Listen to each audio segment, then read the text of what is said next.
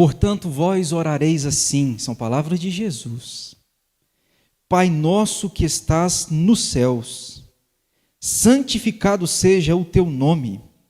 Venha o teu reino, faça-se a tua vontade, assim na terra como no céu. O pão nosso de cada dia, dá-nos hoje, e perdoa-nos as nossas dívidas, assim como nós temos perdoado aos nossos devedores. E não nos deixe cair em tentação, mas livra-nos do mal, pois teu é o reino, o poder e a glória para sempre. Amém. Deixa o texto bíblico aberto. Eu queria falar com vocês, irmãos, nestes minutinhos, sobre oração, a experiência mais profunda, a experiência mais essencial do cristão. Um dos sintomas de que você é convertido é que você ora. Paulo, quando Deus o converteu, o próprio Deus falou: vai lá à casa, à rua direita, porque este homem está orando. Um dos primeiros sintomas de um crente é que esse crente agora começa a orar. Oração para o crente deve ser tão natural quanto a respiração. Oração para o crente deve ser tão natural quanto a respiração. Mas a gente ora mais do que a gente pensa que ora. Vou te provar isso. De repente você está na estrada, acontece alguma coisa e você diz: misericórdia. Já disse isso? Misericórdia, Deus. Você fez uma oração. De repente você diz: sangue de Jesus tem poder. Você acabou de fazer uma oração. De repente você diz: meu Deus, socorro. O que você acabou de fazer? Você acabou de orar. A gente ora automaticamente, a gente ora formalmente, a gente ora ritualisticamente, a gente ora disciplinadamente, a gente ora espontaneamente e a gente ora conscientemente, mas a gente ora. A oração faz parte da vida do crente, oração. Por isso que eu concordo com quem disse que não existe oração errada. Errado é não orar. Compreende? Não existe oração errada. Errada é a ação de não orar. Pois é. Nesse texto, Jesus ensina a gente a orar, irmãos. Eu já preguei nesse texto, mas essa semana eu fui abençoado. Olhando para esse texto, eu pensei algumas coisas a respeito desse texto. Porque na minha mente, eu tirei pelo menos 4 grandes temas que Jesus abordou nesta oração, que a gente chama de oração do Pai Nosso. Vocês têm o costume de orar essa oração?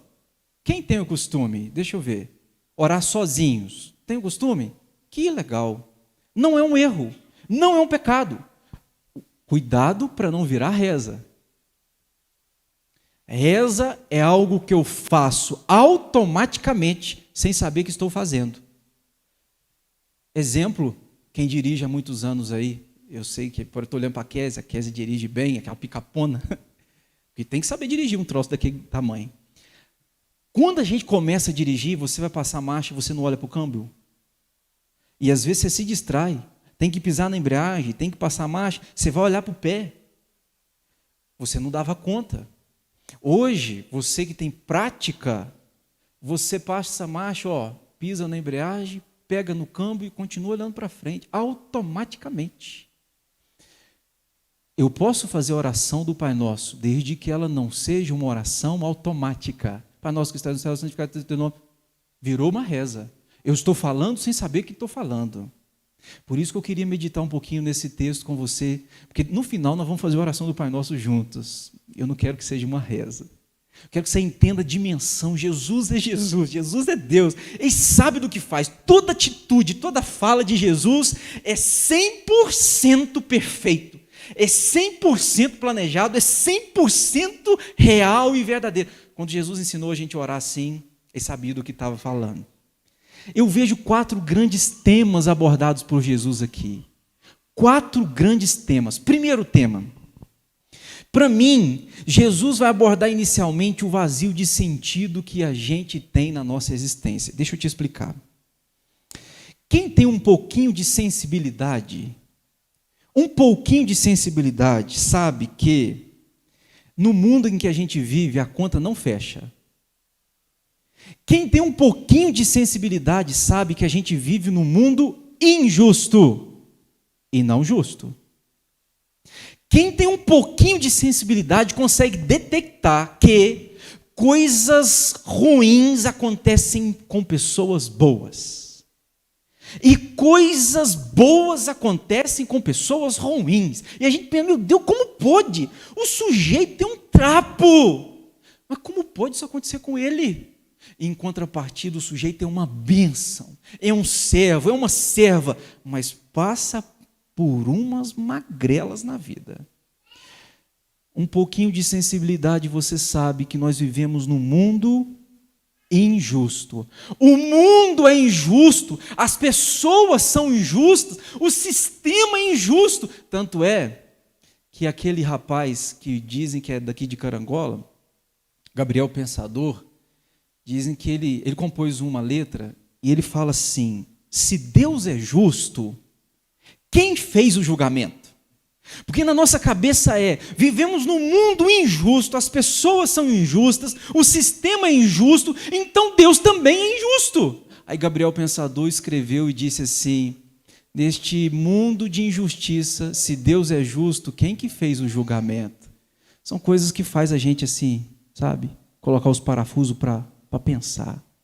Irmãos, nós vivemos num mundo em que a conta não fecha, a realidade não é lógica, nós vivemos sim num vazio de sentido.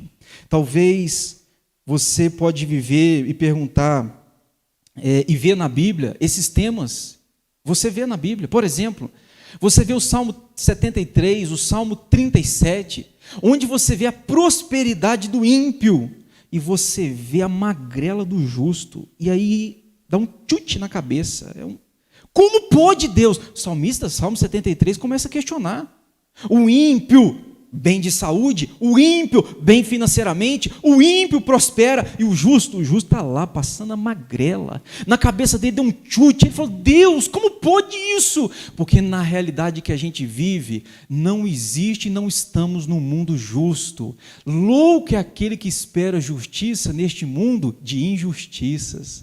Aí vem Jesus, sabe? Aí eu fico imaginando, isso aqui é minha palavra, eu fico imaginando Jesus, ô pastor Alexandre, ô terceira igreja, eu sei que vocês não vivem num mundo justo, eu sei que vocês não vivem numa sociedade justa, eu sei que vocês estão num ambiente de injustiça. E por que, Jesus? E Jesus diria para nós assim: porque vocês estão num cenário de muitas vontades. Existe tantas vontades, né? Existe vontades de países diferentes, existe vontade de pessoas, existe vontade de governo, tantas vontades contrárias à vontade de Deus. Aí vem Jesus, vem ensinar a gente a orar, ele diz assim: faça-se a tua vontade. Jesus está dizendo o seguinte: neste ambiente de injustiça, e a injustiça existe porque há muitas vontades. Eu sempre questiono. As pessoas às vezes dizem assim: o sujeito perdeu o emprego.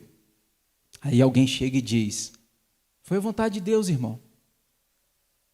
Aí eu penso comigo: pode haver controvérsias. Pode haver controvérsias. O sujeito passou por uma situação complicada. Aí chega uma pessoa para consolar: foi a vontade de Deus. Aí eu te digo: pode haver controvérsias.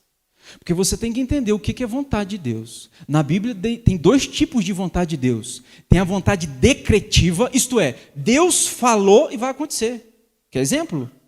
Deus falou que o filho dele viria pela primeira vez e veio. Deus falou que o filho dele vai voltar pela segunda vez e vai voltar. É uma vontade decretiva.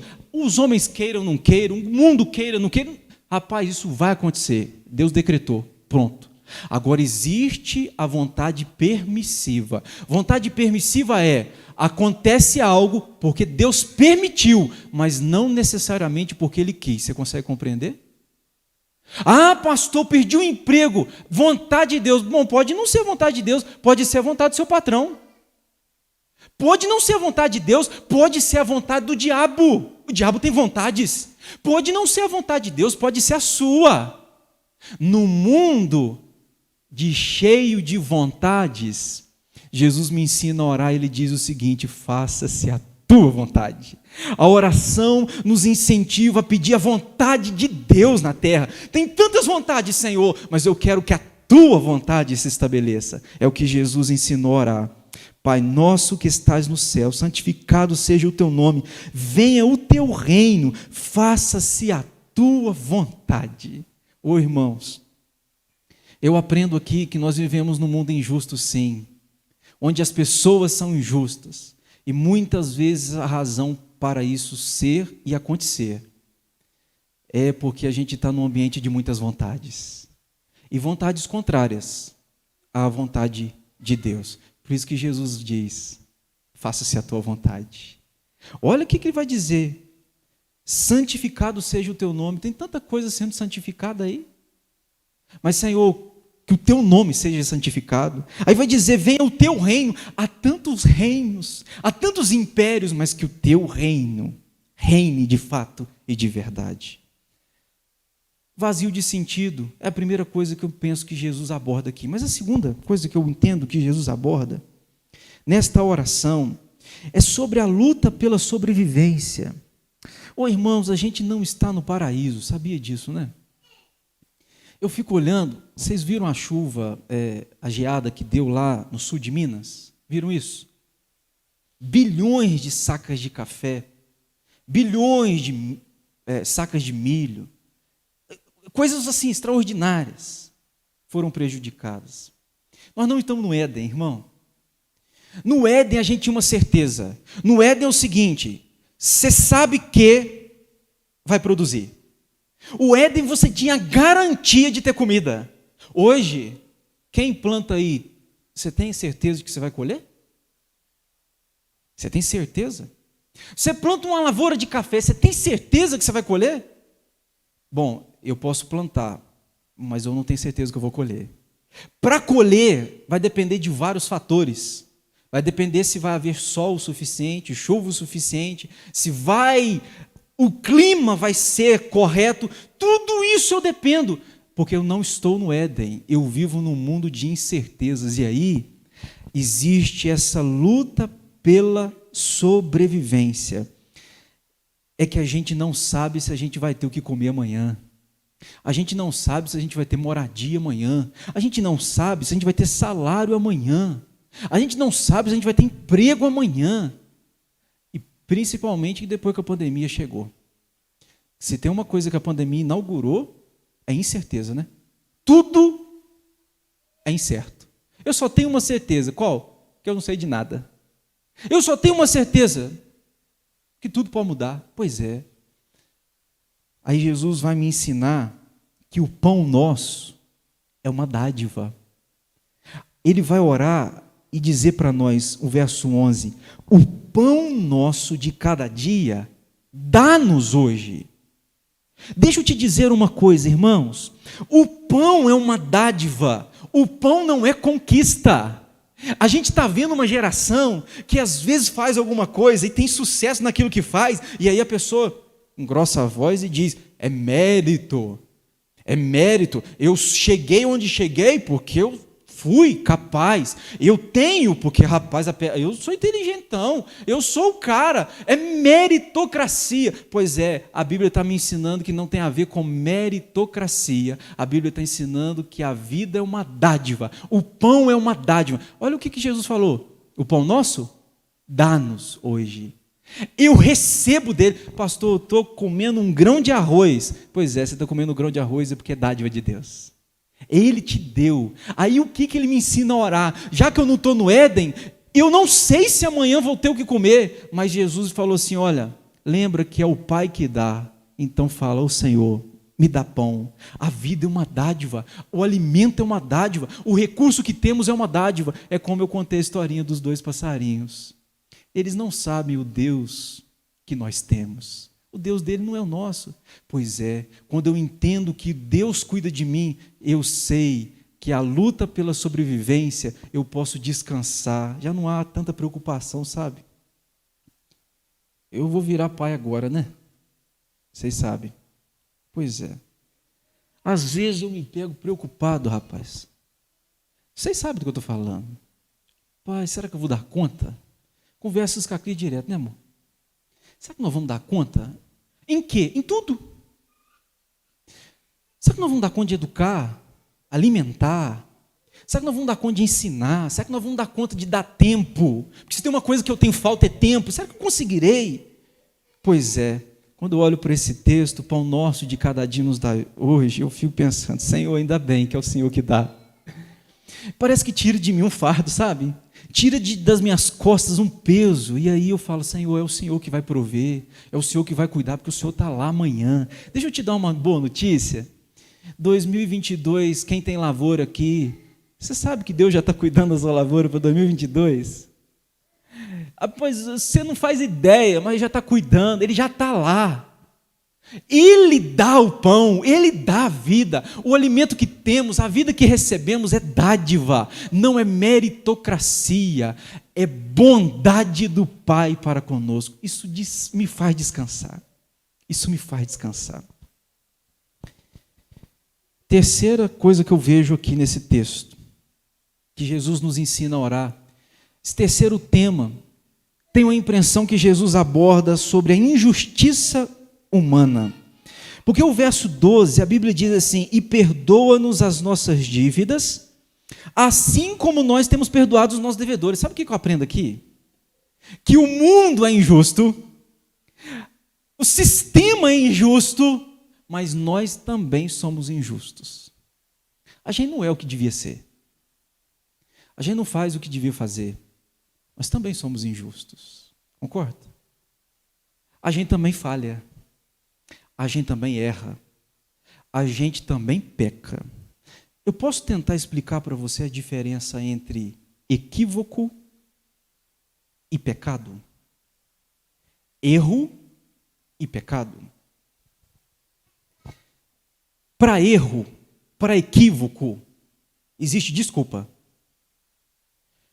Eu saio aqui depressa, eu saio depressa aqui na igreja. De repente, Cleudes está ali na porta, eu piso no pé do Cleudes.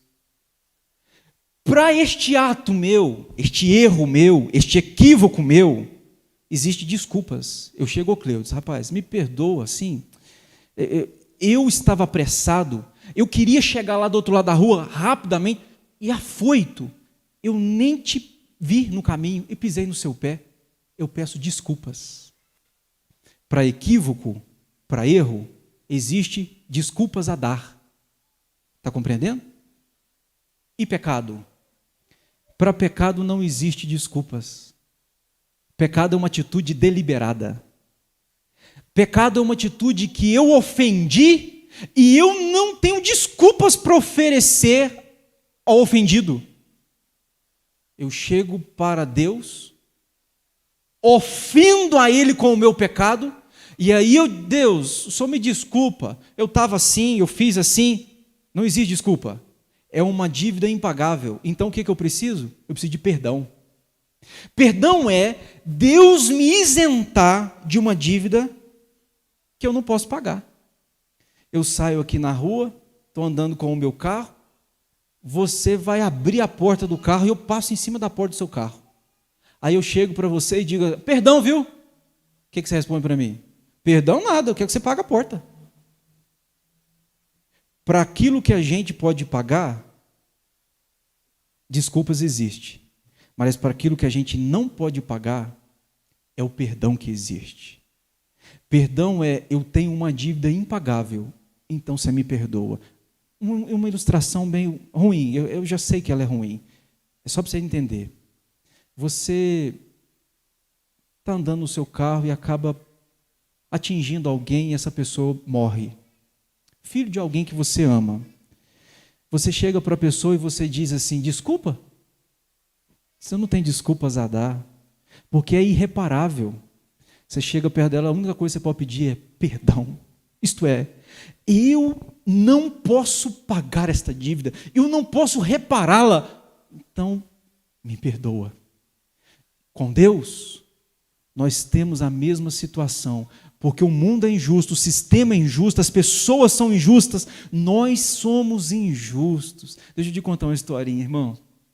A gente está num sistema tão injusto, né? Tinha um homem numa igreja de crente. Um homem perdeu os cabelos, ficou careca. Aí o homem estava careca. Aí ele viu na internet lá umas perucas, que o negócio parece que é real. Fica me olhando assim não, ele. Aí o que o sujeito fez? O irmão nosso foi lá, comprou a peruca, colocou, chegou no dia, domingo seguinte, domingo atrás, careca. Domingo seguinte, cabeludo. Chegou na igreja cabeludo, os irmãos olhou e falou assim, mas como é que pode? Não, é pecado. Por que pecado? Se Deus te quisesse cabeludo, não tinha deixado seu cabelo cair. Chamou a liderança da igreja, olha, nós temos que disciplinar esse irmão, porque se Deus quisesse cabeludo, não tinha deixado o cabelo cair. A liderança da igreja reuniu. O que está acontecendo? Está acontecendo que o irmão estava careca, chegou aqui cabeludo. Se Deus quisesse ser cabeludo, não tinha deixado o cabelo decair.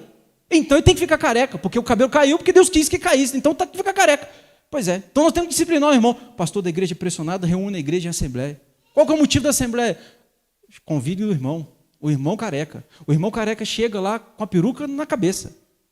Ô irmão, aqui é o seguinte, você tem que escolher duas coisas, ou a comunhão da igreja ou a peruca. Ou a comunhão ou a peruca. Mas por quê? Se Deus te quisesse careca, se Deus te quisesse cabeludo, não tinha deixado seu cabelo cair. Aí o irmão falou, eu escolho a comunhão da igreja. Mas vem cá, que dia que vocês vão deixar as dentaduras? Porque se Deus quisesse vocês com dente, o dente não tinha caído. Estou contando isso aqui que é engraçado, mas para você entender uma coisa, nós vivemos num mundo injusto. Existe 2 pesos e 2 medidas. O trato para um não é o mesmo que para o outro. A maneira como você lida com a sua vida, muitas vezes não é a maneira que você lida com a vida do outro.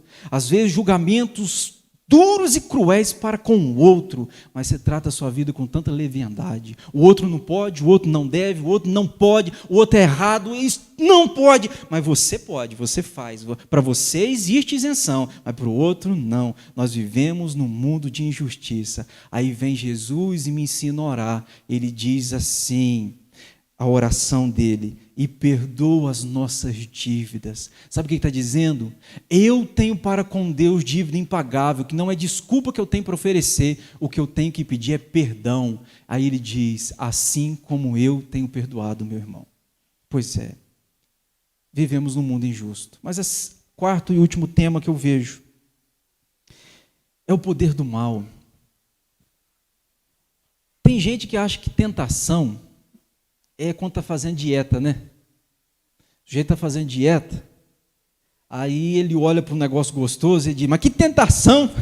Não é assim? A gente não diz isso? Mas que tentação, senhor! Pois é, não é na verdade tentação. Olha o que Jesus ensina a gente, verso 13. E não nos deixe cair em tentação, mas livra-nos do mal. Sabe o que Jesus está falando aqui? Não me deixe, quando ser tentado pelo mal, me tornar um malvado. Não me deixe, ao mal chegar até mim, e ao cometer o mal, não me deixe me tornar um malvado. Porque às vezes, irmãos, eu pratico o mal e acabo me tornando no malvado. Não me deixes cair em tentação, livra-me do mal, isto é, não me deixe ser mal, Senhor. No mundo de tanta maldade, não me deixe ser mal tanto quanto o mundo é. Deixa eu te dizer uma coisa, as pessoas têm condição de fazer mal a você, mas é só você que tem condição de se tornar no mal que fizeram a você. Você consegue compreender? As pessoas podem fazer mal a mim, me fez mal, mas só eu tenho condição de me transformar na maldade que me fizeram. Matou o seu filho, mato também. Se você mata também, o que você está ensinando? Ele é assassino, matou o filho. Eu então me torno no mesmo assassino, porque eu faço o mesmo que ele fez. O que a Bíblia me ensina? Não me deixes cair em tentação, me livra do mal, Senhor, não me deixes ser um homem mau, porque mal me fazem, não me deixe viver o mal e praticar este mal como liberdade, como um estilo de vida. Senhor, livra-me do mal. Por quê? Porque o reino é teu, a glória é tua.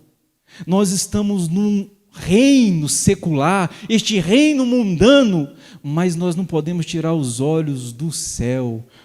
Existe um reino maior, um império maior, um rei acima de todos os reinos. Existe um governante acima de todo governante. Quem é? Ele é Jesus. Seu nome é Jesus. Pois é. Sabe, irmão, sabe o que eu vejo nesse texto? Jesus está ensinando a gente aqui 4 grandes temas da nossa existência. Ele está dizendo o seguinte: nós vivemos num mundo injusto, sim. Por isso que você deve rogar ao Pai para que a vontade dele estabeleça. Nós vivemos num mundo que amanhã é incerto. Por isso eu rogo, Pai, dá-me pão, me dá, é dádiva, não é esforço. Isso me alivia, isso me faz descansar. Jesus me ensina nesse texto sobre a injustiça humana. Não é só o mundo que é mau, eu sou por natureza mau. Senhor, não me deixa me tornar no malvado. Fazem mal a mim, mas não me deixa fazer o mesmo que fizeram comigo a eles, sabe? A Bíblia diz para a gente vencer o mal com o bem. Isto é, não se torne um igual, seja diferente. Estava andando um dia no trânsito. Aliás, vou contar uma outra história. Um dia, já tem uns anos, uma pessoa entrou no meu Facebook e me detonou no Facebook. Pastor, isso é isso. Só coisa ruim. Fiquei até assustado. Eu nem sabia que eu era tudo isso, de ruim. Aí, o que você tem? Qual a sua reação na hora que isso acontece contigo? É revidar, não é? Teclou contra mim, teco contra ti. Fiz um sermãozinho. A pessoa não era minha ovelha, não é do meu rol de amigos, não é do meu rol de convivência, mas por alguma razão ficou incomodada e me detonou. Aí fiz um sermãozinho de 3 pontos. Escrevi. Aí falei, agora eu vou reler, porque tem que ser bem feito. Reli. Pá. No final, o Espírito de Deus parece que me calentou. Filho, te fez mal? Se você fazer o mal da mesma forma, você está igual a quem te fez. Você se tornou um deles. Aí eu peguei, comecei a apagar. Apaguei, não respondi. Silêncio. Aí na semana seguinte eu estou vendo a mesma pessoa agora perturbando outra pessoa na rede social. Aí eu pensei, o problema não é eu exatamente, o problema é ela. É a pessoa que, por não estar bem com ela, quer fazer mal aos outros para que os outros estejam tão mal quanto ela está. As pessoas podem te fazer mal, mas é só você que dá o poder de se tornar no mal que te fizeram. Fizeram mal a ti? Não faça o mal a eles. Pague o mal com o bem. Jesus me ensina, não se torne no malvado. O mundo é injusto, as coisas são injustas, mas nem por isso você tem razão e justificativo para se tornar no igual. E Jesus me ensina, por último, irmãos, que na verdade quem cuida da gente é Deus. A vida é uma dádiva de Deus. A vida é uma dádiva de Deus. Se amanhã terei o que comer e o que vestir, depende do meu Pai cuidar de mim.